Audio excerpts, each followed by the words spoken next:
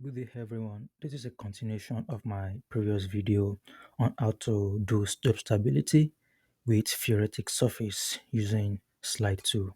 In this case, we'll be analyzing it using the Finite Element Analysis option in slide 2. So to draw this geometry, you can go back to watch my previous video where I created the geometry. In this case, the first thing we need to do after creating the geometry is to go to Analysis, go to project settings and change our groundwater option from water surface to steady state finite element analysis, then click OK.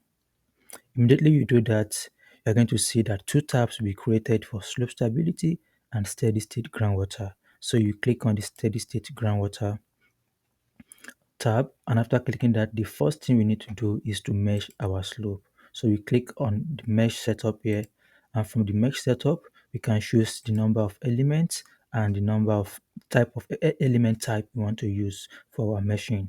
In this case, it might not really matters because we are not doing a final or detailed analysis. So we can just click digitize and click mesh, then we click OK. And the next thing is we need to add our boundary condition. So we need to click the groundwater tab again. After clicking it now, I can access options to set the boundary conditions for groundwater. So I'm going to click that, and I have different boundary condition types. I can set it with total head, with zero pressure, with nodal flow. So I'll be using total head. And from the previous video or previous questions, we can see that with the Phreatic surface inside the slope, we have about 40 feet of head at the left and 20 feet of head at the right. So in this case, I'm going to input 40 and I'm going to apply to the boundary segment.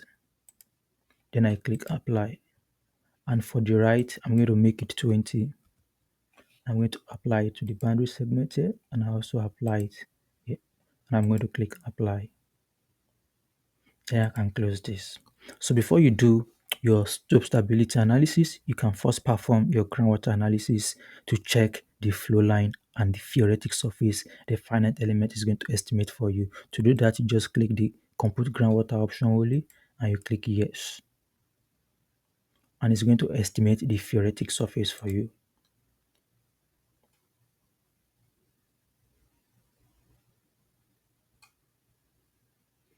Then we can check the results.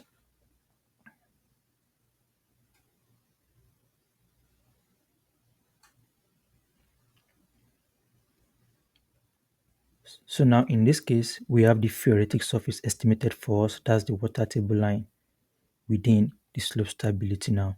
And we have the pore pressure distribution. So I can click the flow vector to see how water is flowing in the system. Then we can see the direction of water. But our aim is to analyze the effect of water in the slope stability analysis. So I can leave this interpret page, and go back to my slide 2 modeler. So I'm going to click on slope stability option, and this time around I'm going to click compute to start the slope stability analysis. So now it's going to analyze the slope stability incorporating the effect of the water, the Phreatic surface. After computing, I click interpret.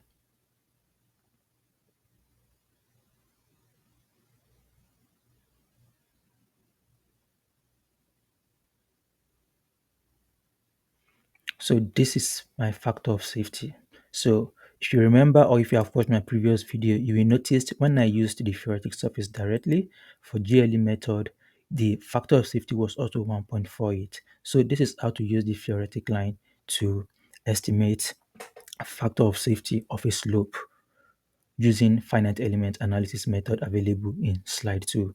So in this case, we are seeing the pore pressure distribution. If you want to check the pressure distribution, you can check the pressure distribution too. Like I said, this is the pressure distribution that we are seeing now. If you want to remove these lines so that we can just create our flow lines, we can right click here and click contour options and click field instead of field with lines and click done. So in this case now, we can go to our groundwater and go to lines and add multiple flow lines.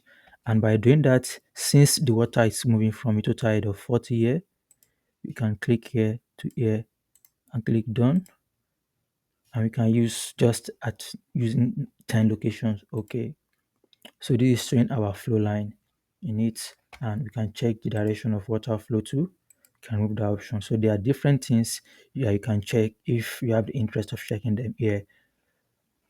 So this is how to use the slide 2 to do slope stability analysis using the finite element option for the groundwater. Thank you for watching.